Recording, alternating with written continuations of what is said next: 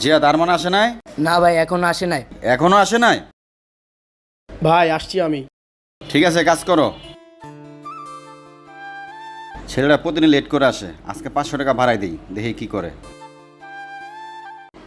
ভাই আজকের মতো আমাদের কাজ শেষ। আচ্ছা ঠিক আছে, এই নাও তোমার হাজিরা। আচ্ছা ঠিক আছে ভাই, যাই। এই নাও তোমার হাজিরা। আর তুমি প্রতিদিন লেট করে আসো কেন? এটা আগে আসতে পারো না? এই নাও তোমার 500 টাকা বকশিস। ঠিক আছে ভাই।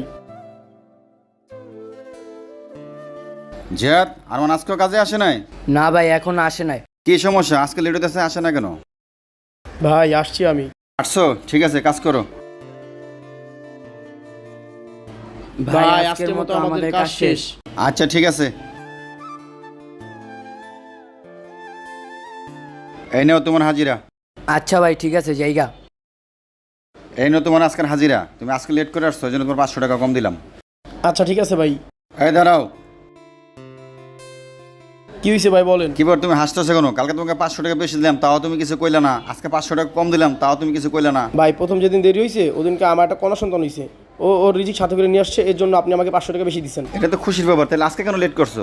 আর ভাই আজকে যখন লেট হয়েছে, আজকে সকালে আমার আম্মা মারা গেছে, সে তার রিজিক সাথে করে নিয়ে গেছে, এর জন্য আপনি আমাকে 500 টাকা কম দিচ্ছেন। এই ভিডিওটা থেকে আমরা শিখলাম যে যার যার রিজিক শেষে নিয়ে আসে, কারোর রিজিক কেউ মারতে পারে না।